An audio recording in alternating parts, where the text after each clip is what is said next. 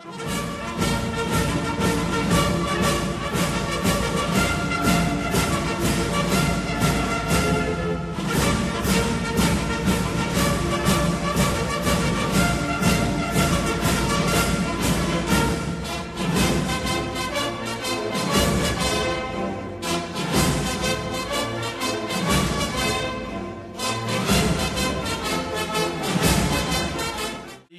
of the Canadian War Museum do this in their mandate of fundraising for the Canadian War Museum. So we like to remind you, that we would appreciate some sort of donation. On the YouTube, I understand that they ask for a cup of coffee. So let's say that I will be asking for a cup of coffee. Or there's another very good way of doing a donation. It's to participate in our very good program, Adopt a Book, which gives free books to the or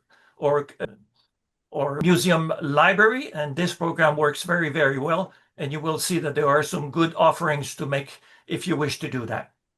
I would like to remind you that there are some copyrights rules about this if you want to reproduce any content. And these were given on the advertising that you receive. So if you intend to use that, it's normal that we use the copyright rules to do this. A few things that I would like to remind you is that we would ask you to keep your microphones closed during the presentation. There will be a question period at the end, at which we will ask you to first push on the button to show your hand up to request attention. And then as you are selected to ask your question, you can then push your button for the microphone. So this is the way that it works, and it normally works quite well. Now I would like to introduce to you this wonderful guest that we have today. I think that you will find this to be really, really good. This is Jean-Loup Gassend. And Jean-Loup Gassend will be presenting on identification of a missing Second World War soldier. Let me give you a bit of feedback. He has a very, very long curriculum vitae, but I will try to summarize that very, very shortly. He is born in Ottawa and has moved back with his family at the age of 10 to France and lived in various places in France and even in Africa at some point. But he spent most of his youth in the area of Nice in the south of France. And he very early developed an interest for things military. And very few people speak about the operations of the Second World War in the region of the south of France, and especially with the invasion, in the débarquement, in the landing that took place in the south of France in August of 1944. And he took a very early interest in this, first of all, by collecting artifacts, of the Second World War. And then he has a very inquisitive mind, and this man became a doctor.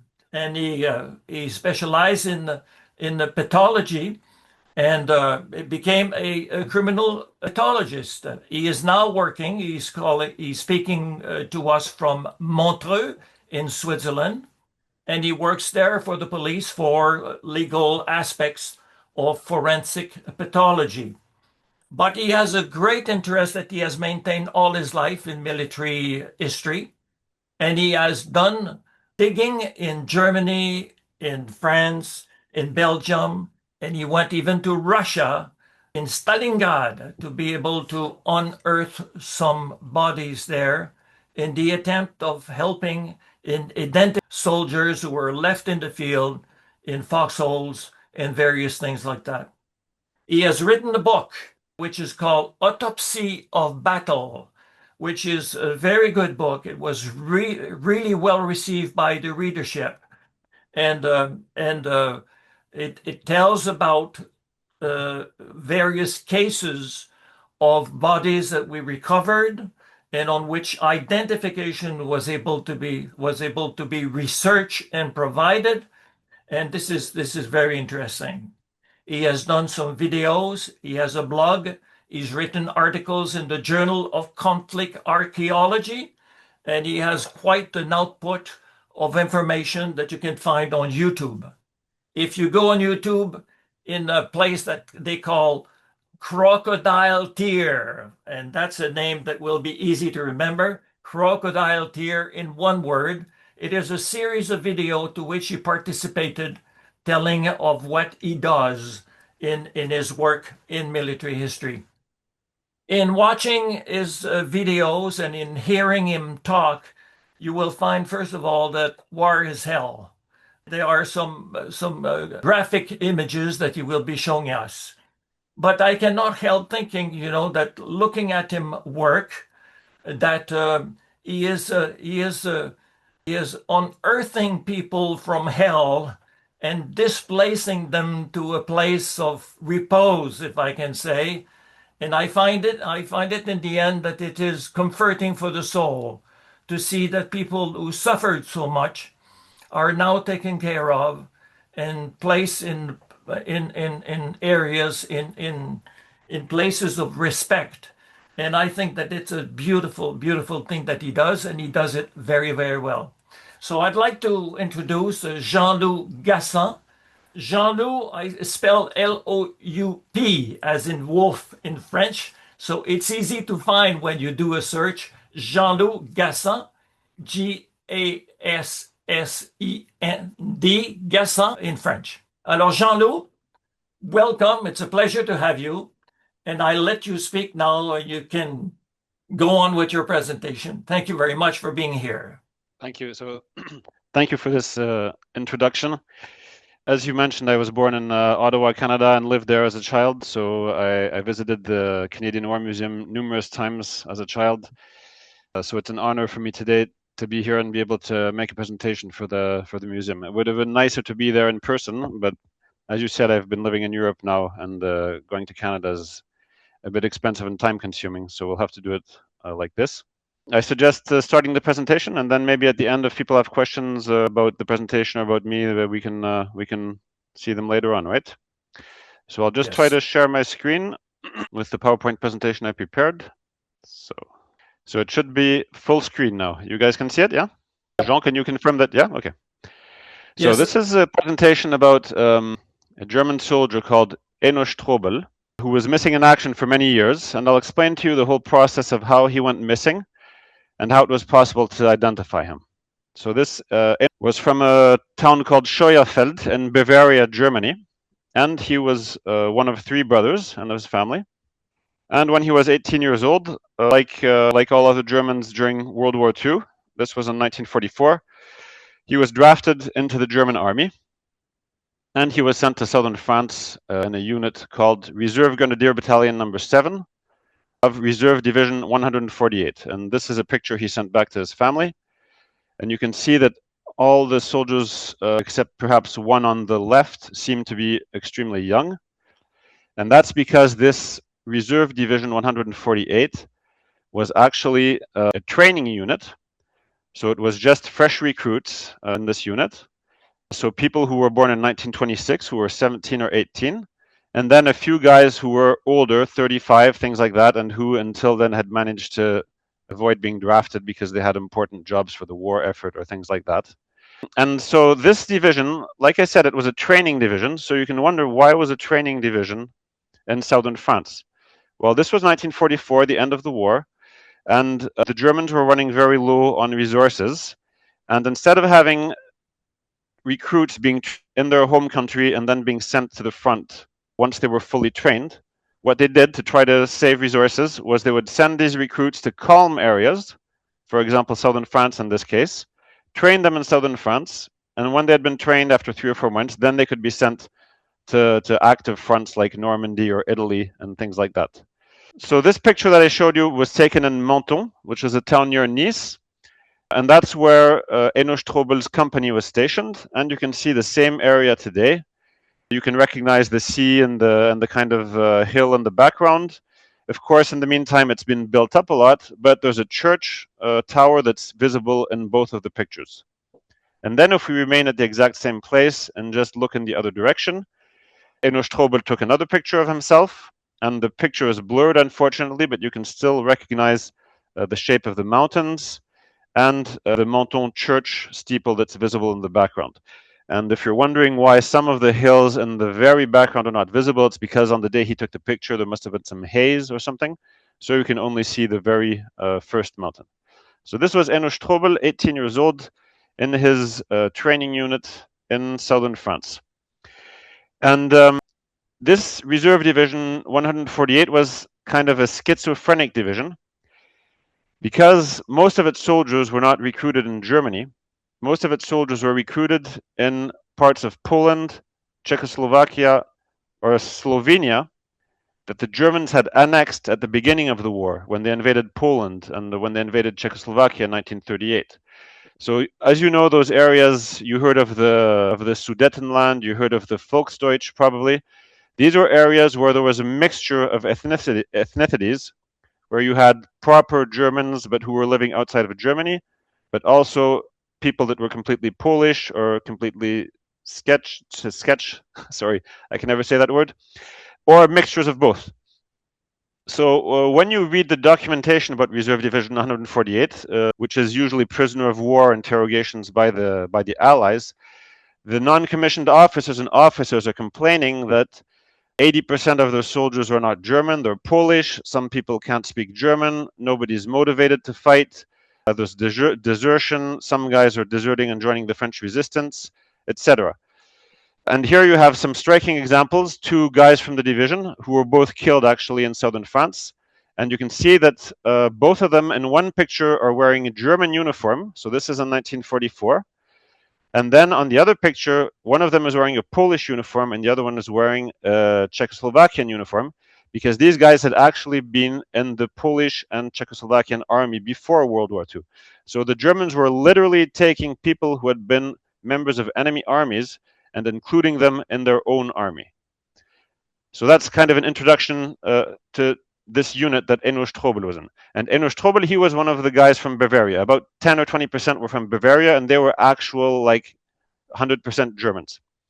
So the unit was stationed in the area of the French Riviera, so the famous town of Cannes, where they have a film festival nowadays, Nice, that you've probably all heard about, Monaco, Monte Carlo, Menton. So they're stationed on the French Riviera, and basically it's a pretty nice place because other Germans are in Russia, other Germans are fighting in Normandy and getting killed, and these guys are on the French Riviera where nothing much is going on. So I managed to find a few survivors of the unit, and this is what one of them said. We could go swimming in the sea, and our elder comrades told us, thank God we didn't end up in Russia and are in a nice area in southern France. And this is Villefranche, so if some of you go to visit Nice nowadays, with a ferry boat, your ferry boat will stop in this exact place here in Villefranche-sur-Mer, and then you'll be allowed out to visit Nice for the day. And this is the Colline du Château in Nice that if you go there as tourists, you'll probably also see, and you see that one of the German soldiers is taking a souvenir picture there. And another German said, we were very fortunate because Nice was beautiful and it was springtime and already warm. So it was kind of a place where, as I said, it was safe and they were training.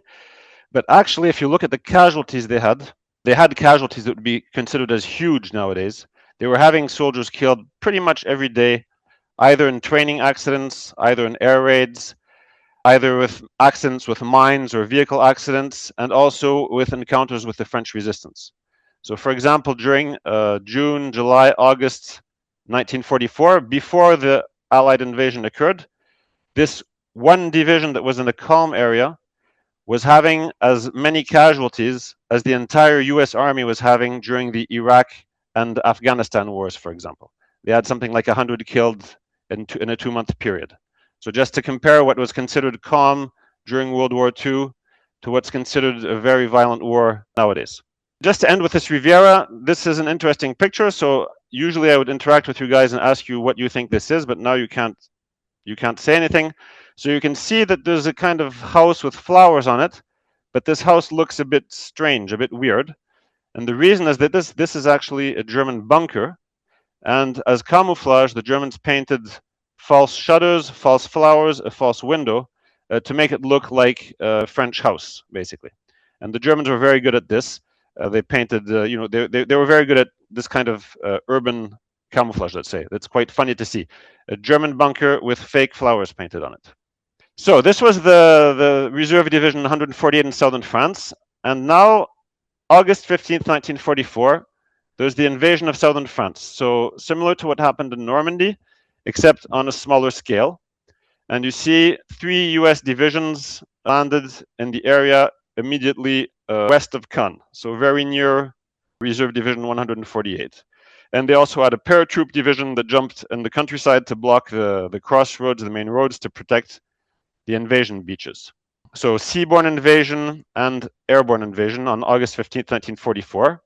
And then, of course, the holiday was finished for the Germans because they ended up, these training divisions, reserve divisions, right in the middle of a major invasion by Allied units that were highly experienced or elite units like the paratroopers. So this is a picture taken on the morning of August 15th, 1944 by the US paratroopers who just ambushed a German vehicle and killed everybody inside it, as you can see.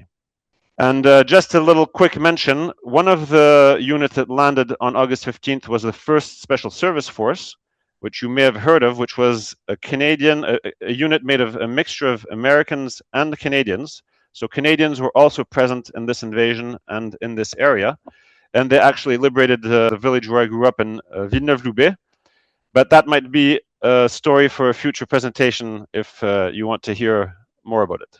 The invasion happened on August 15th, we said, right west of Cannes. And then during the next 3 weeks, the Allies, the paratroopers, slowly advanced east towards Cannes, Nice, and towards the Italian border. You see here on the right side of the slide is the border between Italy and France, which is a mountainous area. And the Allies weren't really interested in liberating Nice because there was nothing important for them there. They weren't planning to invade northern Italy by going through these mountains. So their orders were kind of just advance slowly if you can and see what happens. And the Germans had kind of exact opposite orders. They were told, we're going to make our main line of defense at the border in the mountains, and in Cannes and Nice, just resist a bit, and if the Americans attack, then pull back and avoid losses. So that's how the advance happened for 3 weeks. And then in early September 1944, the Germans had retreated to the mountains, and this was their actual main line of defense that they were planning on defending seriously. And they actually did defend this line of defense until the very end of the war. The Germans were still in the mountains north of Nice, and at the end of April 1945.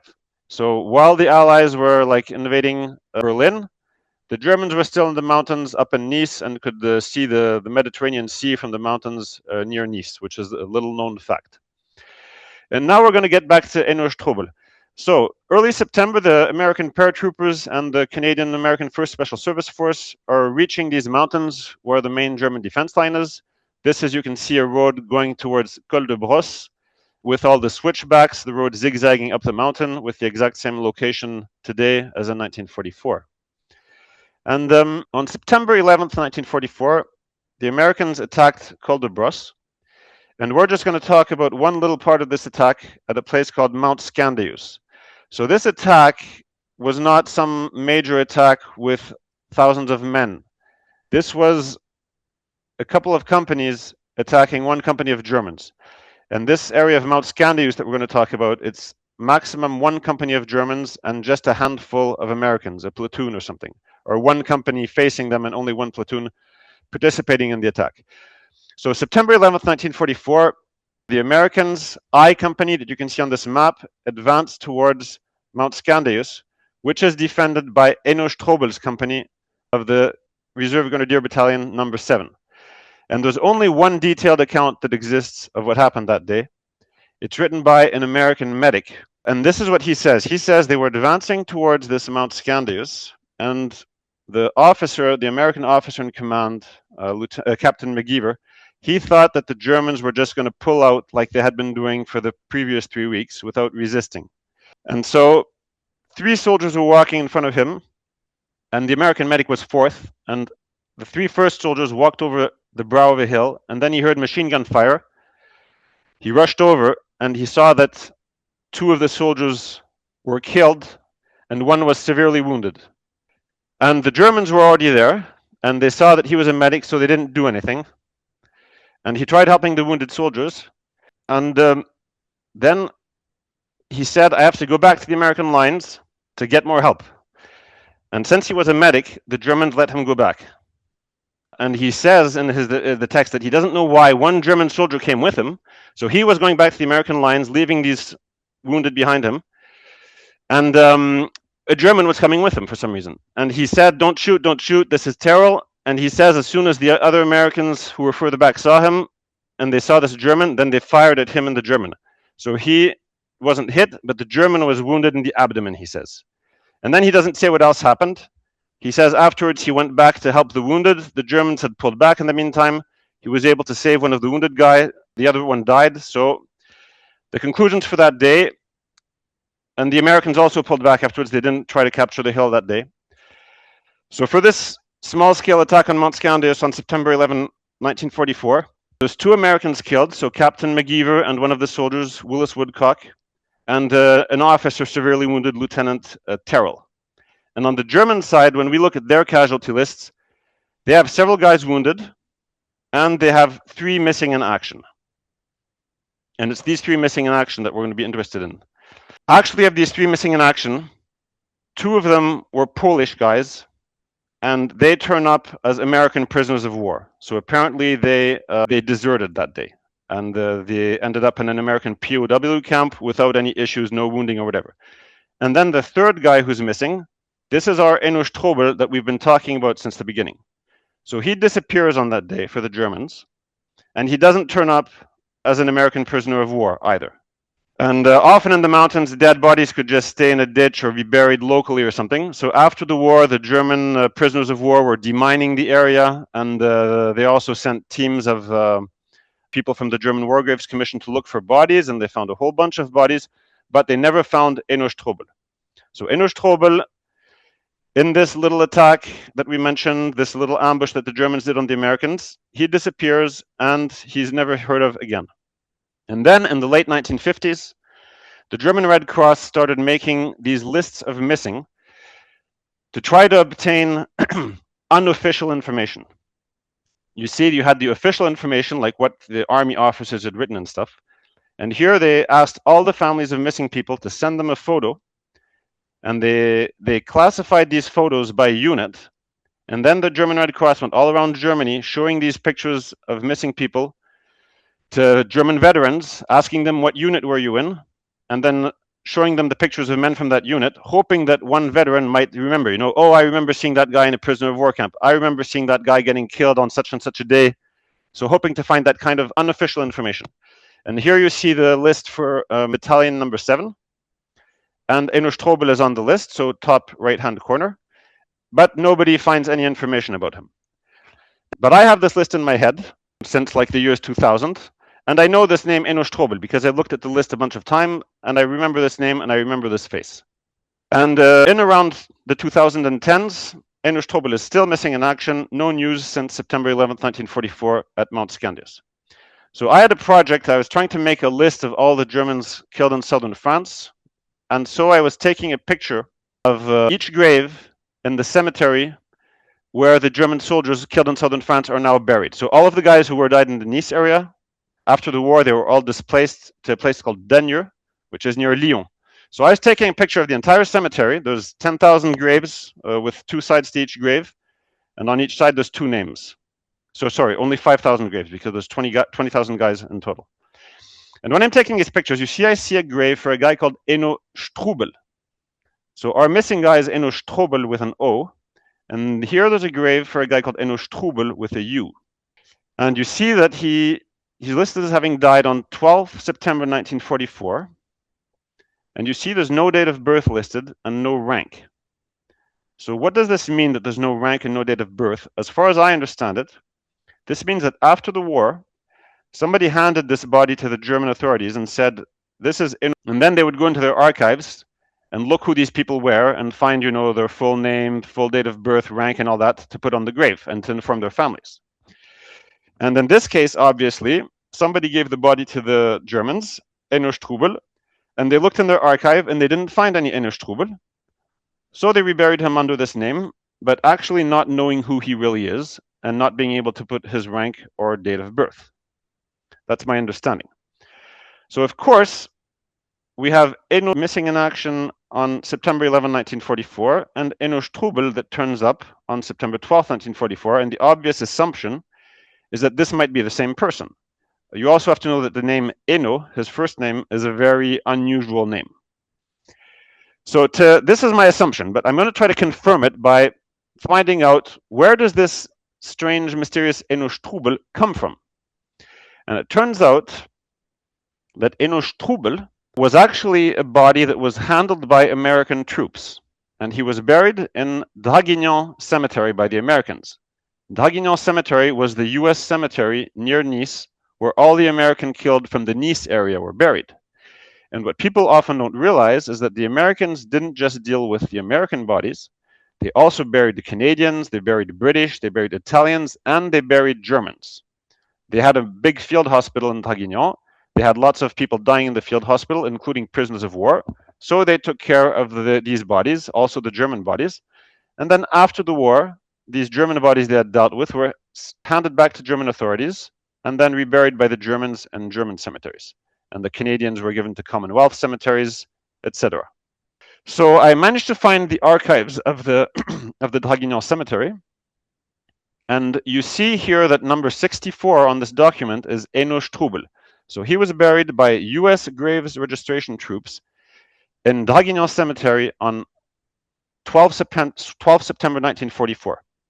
And what else do we see on this document? We see that what's the important information for the Americans, it's listed on the top. First you have name, then you have soldier's number, which means serial number, and then rank and organization. So for American troops in this document, they would write a guy's name, and then they would write his serial number, and then his unit. And in the US Army at the time, there was a unique serial number for the entire US Army. So if somebody was called John Smith, there's 1,000 John Smiths in the US Army. And how do they know he's the right one? Based on his unique serial number. But there's a problem here because for the German Army, the serial number does not exist. What they write in their documents is a soldier's name, location of birth, and date of birth. So for them, what they use as a serial number is a guy's date of birth and location of birth. And you see the Americans, and plus, there's a picture of a German dog tag here on the right side, and you can see it doesn't have a guy's, the soldier's name. The German Army, instead of having a dog tag with the person's name, when somebody went to the army, his first day in the army, the unit where he was doing his training would give him a dog tag with the unit's name and a little number only valid within that unit. So a kind of mini serial number only valid for that unit. So if your number was 300 of battalion 209 like here, well, there were also people with number 300 in each and every other unit of the German army. So the 300 was not like, it couldn't be used as a serial number. So this was problematic. So the Americans were taking care of these German bodies, but they wouldn't record the date of birth and the location of birth. And then they didn't have a dog tag with a name written down on it. So you see they were copying down the information from the German dog tags. But the issue is, what if a soldier has no dog tag? Then they're just writing down a name with no serial number, no date of birth, nothing. So if you have a guy called John Smith, a German guy, so Johann Schmidt, and they bury him, they're not actually, and he has no dog tag, well, they're actually not recording any information that can enable that guy to be properly identified at a later date, because they don't write the date of birth and the Germans don't have a serial number. So we see Eno Strubel is buried here, and you see he has no dog tag when he's buried. It's written unknown and unknown for the dog tag. And furthermore, the German documents at the time were all handwritten. So the handwriting, of course, might not be easy to read for American troops who don't speak German. So all these are problems that the Americans had to deal with when burying Germans. Even though they want to do the work well, there's these organizational problems. So our Eno Strubel was buried on September 12, 1944. And to compare, the map in the background is going to stay the same. Eno Strubel disappeared at Mount Scandius on September 11, 1944. So this is comparing the two people. Eno Strubel disappears in the mountains, on September 11th, and the next day, a mysterious Eno Strubel turns up at Draguignan, about 70, 80 kilometers away. So it seems pretty obvious that Eno Strobel and Eno Strubel are actually the same person, and that the Americans simply made a mistake when they were writing down his name. So I send this information to the German authorities, the German War Graves Commission, and they reply and they say, we agree with you. Eno is the same person, so we're going to consider him identified now, and we're going to correct his name on the grave. Why did the mistake occur? Like I already explained, Eno Strubel had no dog tag. The Americans must have made a mistake on his name when they buried him. They just made a one-letter mistake. Instead of writing Strobel, they wrote Strubel. And then after the war, when they gave the body back to the Germans had their archive classified in alphabetical order. They have, of course, millions and millions of soldiers. So they go and look in that archive for an Eno Strubel. And of course, they don't find him. And they don't think about looking if it's Eno Strobel or Strabel or Strebel or anything else, because they have millions of casualties, millions of missing. They don't have time. So they just rebury the guy under this unexisting name. And he stays that way for 60, 70 years until I noticed the mistake. So now we're happy. Eno Strobel is identified. But I'm a forensic pathologist, and all this information that enabled him to be identified is just circumstantial evidence. There's no proof it's actually him, you know. So how could I actually prove scientifically with a scientific identification method that Eno Strubel and Eno Strobel are the same person? So usually I would ask you for your opinions, but you can't speak, so I'll say what people usually say. So they usually say, easy, DNA. Fair enough, it is easy. Dig up the body, do a DNA comparison with family members. The problem is that the German War Graves Commission, they already consider this guy identified. They already dig up thousands of bodies nowadays every year in Russia. They don't care about doing a scientific identification that's going to cost $5,000 or something when the guy's already identified. So I didn't even ask them. I know that they're not going to do this. They're not going to do any DNA work on him. So that's not going to happen. The next scientific method of identification is teeth. So first of all, it's the exact same issue. We'd have to see Eno Strobel's teeth, so dig him up, and that's not going to happen. And then we'd have to have some tooth chart to compare with, like find his old dentist in Germany, and we don't have that. And maybe he never went to a dentist for all I know. So that's also not possible. And then the third method of identification, scientific method of identification, is fingerprints. And obviously, we're not going to identify an 80-year-old body by fingerprints, right? So we can't do any scientific identification methods given the circumstances. So I told you that Eno Strobel had two brothers. He was one of three brothers. And all three of these brothers were drafted into the army, and all three were killed in action or reported missing in action during the war. So after the war, the parents have all three of their sons killed, but both of them survived the war. And then after the war, late 1940s, even though his mother was already, 40 plus years old, they managed to have a fourth son, Peter Strobel. And Peter Strobel is still alive today. And when the body of his brother Eno was identified by the German War Graves Commission, he invited me to Germany a few years later. And this is me in Germany with Peter Strobel in Scheuerfeld or Coburg, the town where Eno Strobel is from. And Peter Strobel still lives in the family house, so he still has all the family documents, the pictures, all this kind of stuff. So he's showing me the pictures of his brothers, the documents they still have, the letters saying they're missing in action, those kinds of things.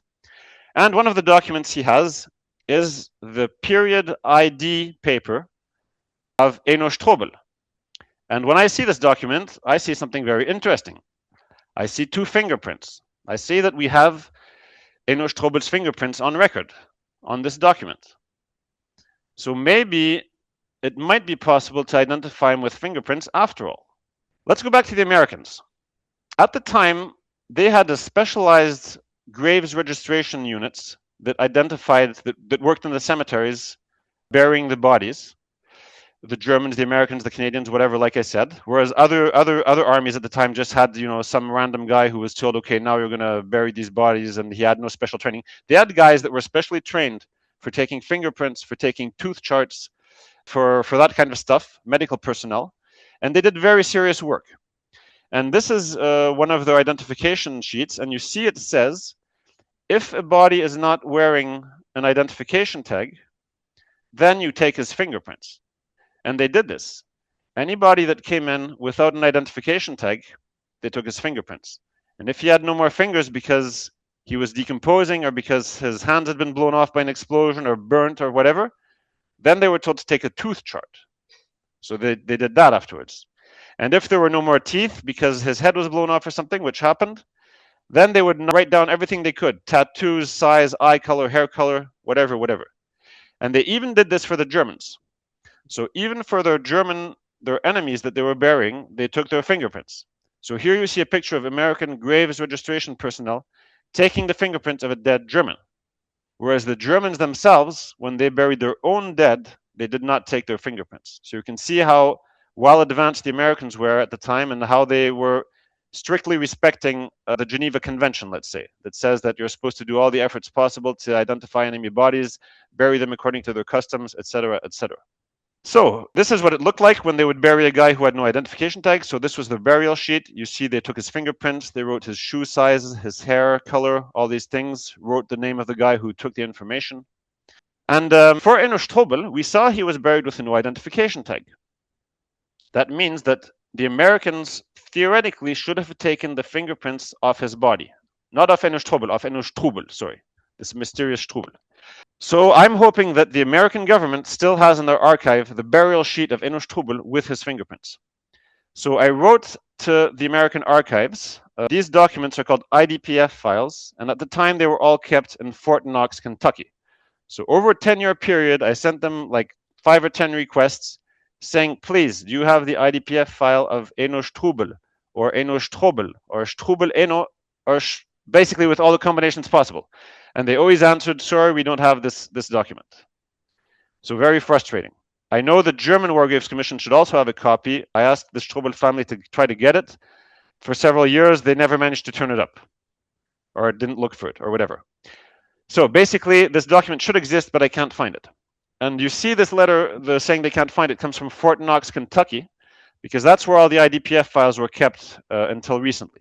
And then I heard last year that all the IDPF files are being transferred from Fort Knox, Kentucky to St. Louis, Missouri. And you know what happens when you move all the files like that? The file that fell behind a cupboard or that was misplaced or whatever, then they find it, you know, after 20 years. So I made another request.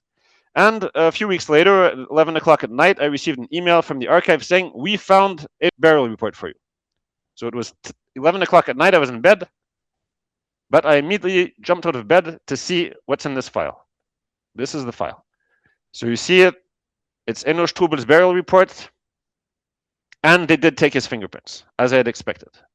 So first interesting thing, the guy who took the fingerprints is called Clarence Gisler, and he's an American soldier of the Graves registrations, and I had already contacted his family years ago, and I have this picture of him. That's Clarence Gisler in the middle with glasses, holding a woman's head in his hand. So this is the kind of reality that the Graves registration personnel lived in, you see. But they're still smiling despite the grimness of their job. So he took the fingerprints on body.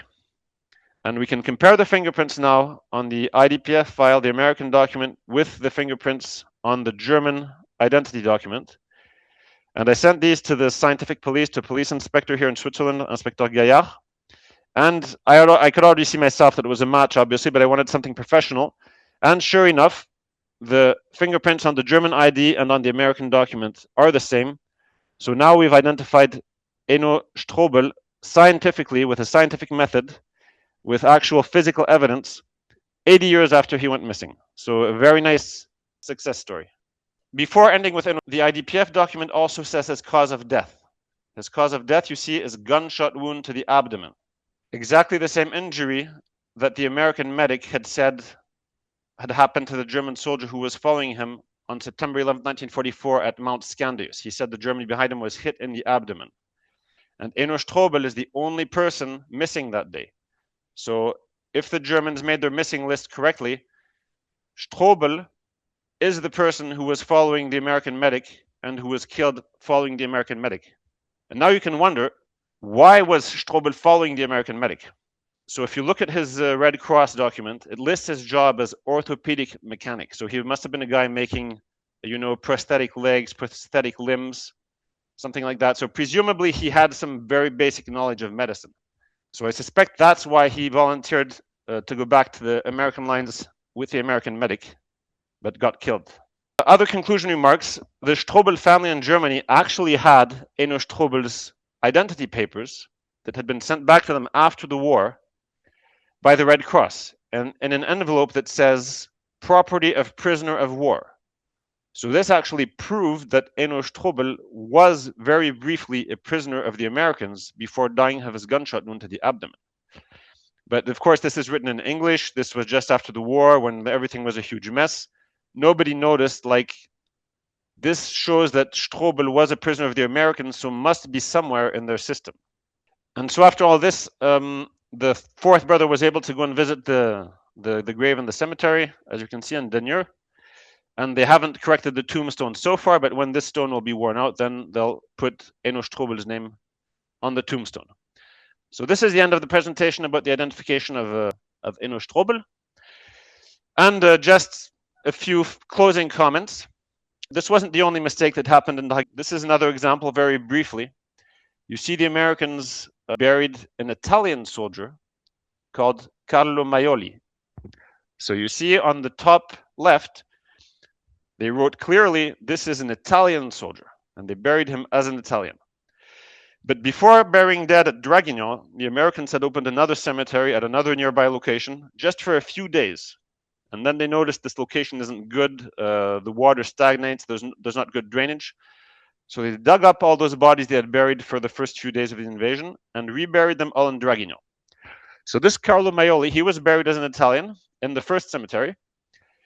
And then when the Americans dug him up and reburied him, whoops-a-daisy, now they put him with the Germans by accident, and nobody noticed.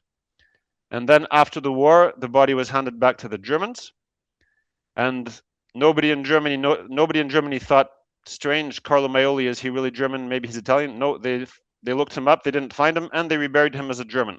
So this Carlo Maioli is still buried in the Deneur cemetery nowadays, in the middle of the Germans, as a German soldier, because of this little mistake that the Americans made in August 1944.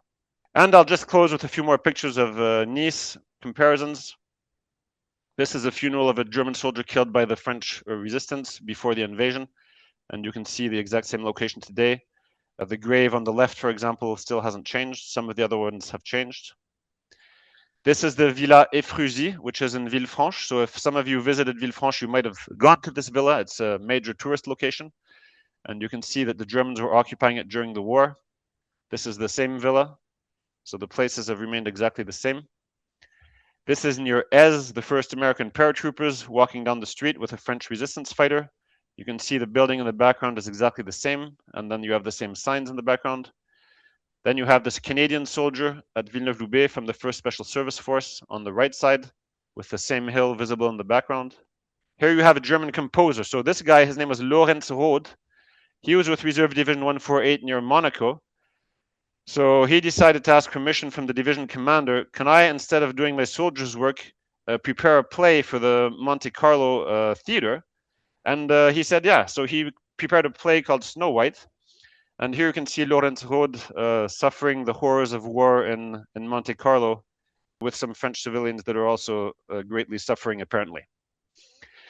And to end, this is the division commander, Commander Fretta-Pico, General Fretta-Pico in Saint-Paul-de-Vence, which is also a major tourist place some of you might have visited. And he's in the Colombe d'Or Hotel, looking at a map.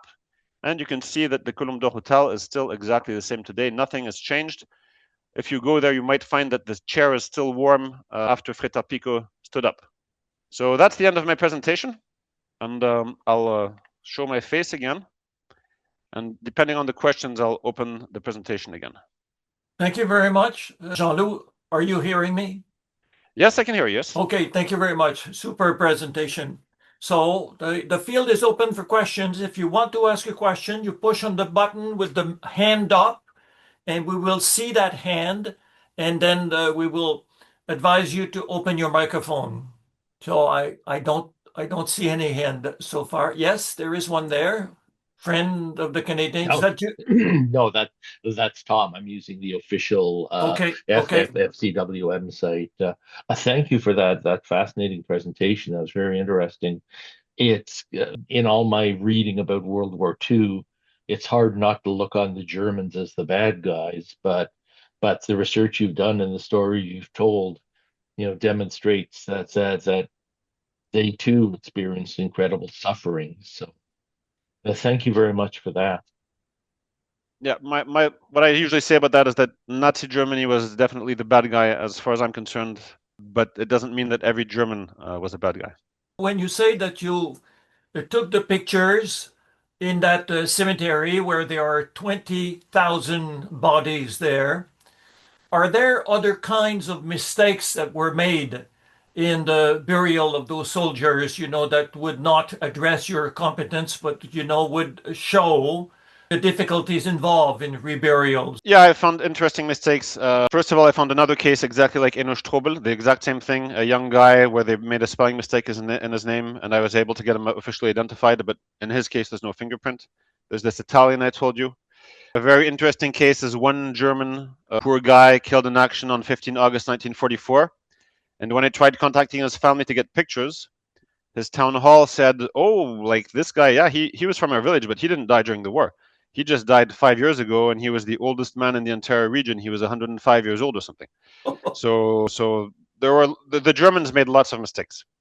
I'm still working through it now, but just for the Villeneuve-Loubet, my village, where that picture of the Canadian was taken, the officer in charge of one company declared 6 men killed in action on one day, when all 6 were actually prisoners of war, for example.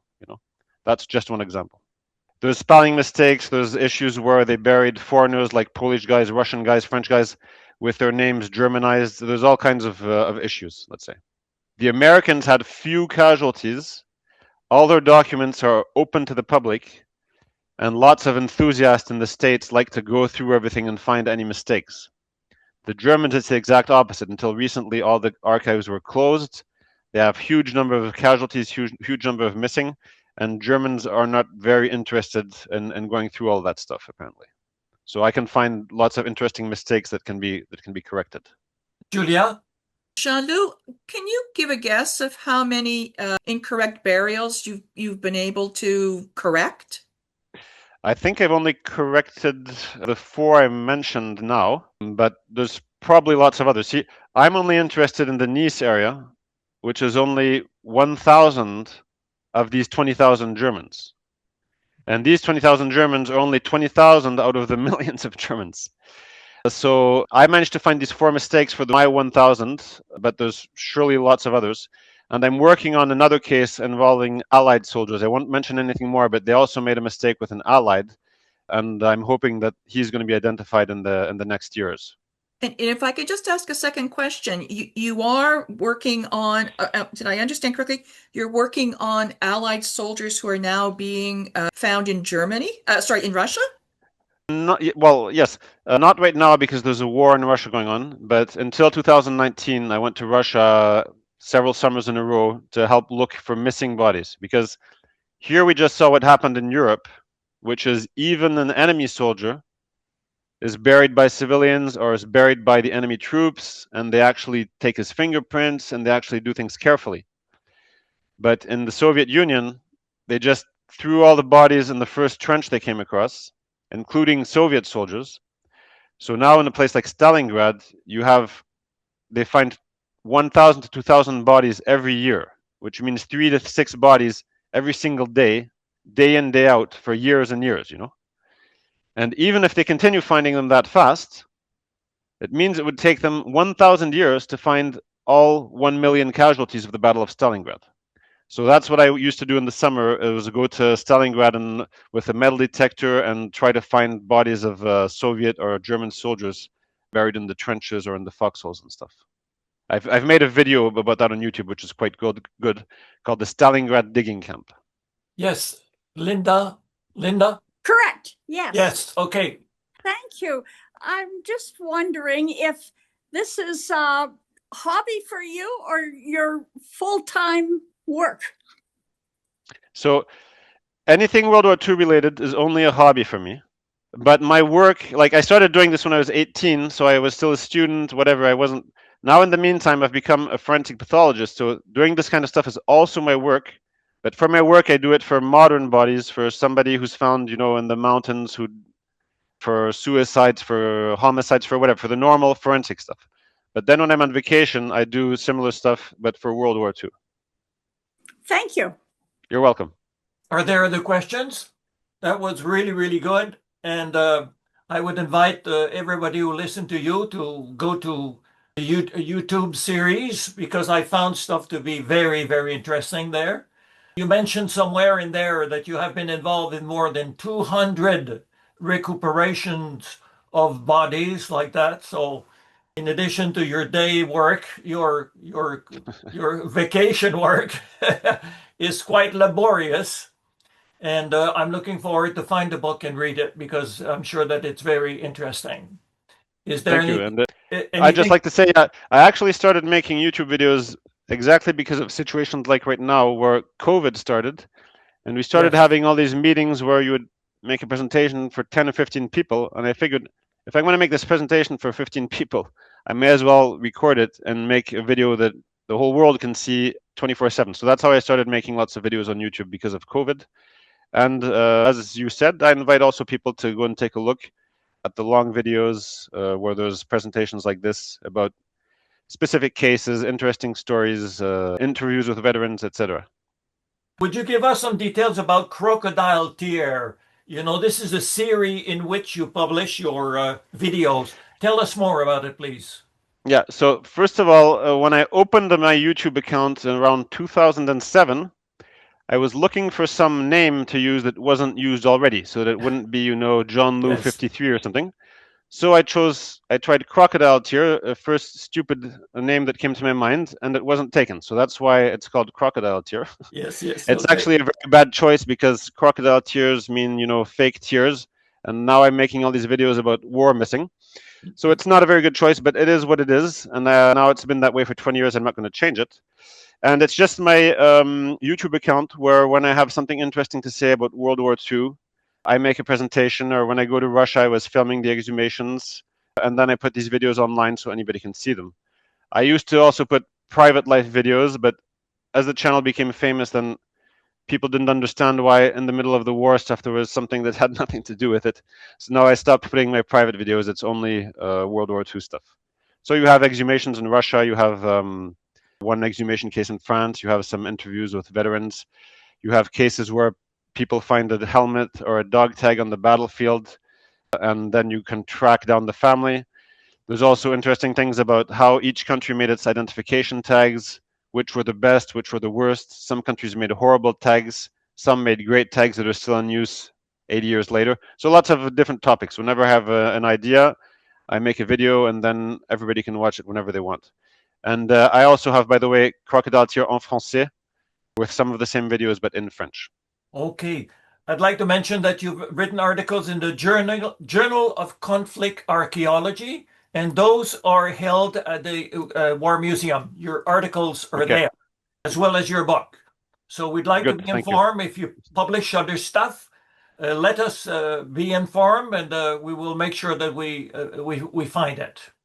Are there other questions? Are there other questions? Question once? Sorry, Jean, I'm just going to jump in. Yes, there are a couple of chat messages, so I'll read them. Maria R says, "Merci beaucoup, excellent presentation." Okay. Laura Garnier says, "It must be very satisfying to bring closure to the families like that of Enno Strobel. Thank you for your interesting presentation." And Sylvain Garnier says, "Merci beaucoup, Jean-Loup." So clearly everybody really found this interesting and insightful, and it's very true. It is wonderful to bring closure to these families.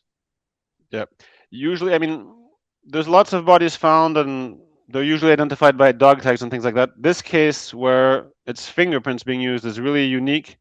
And what's also unique is that there were actually 3 brothers who all died, but then there's this 4th brother who's still alive, who still cares. So there's immediate families. So it was a really special case for me.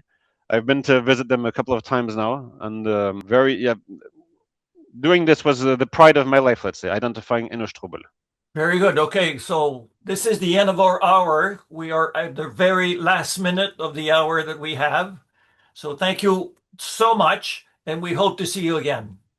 Thank you. Bye-bye. Bye-bye, everybody. Au revoir. Thank you Bye-bye. very much. Bye-bye.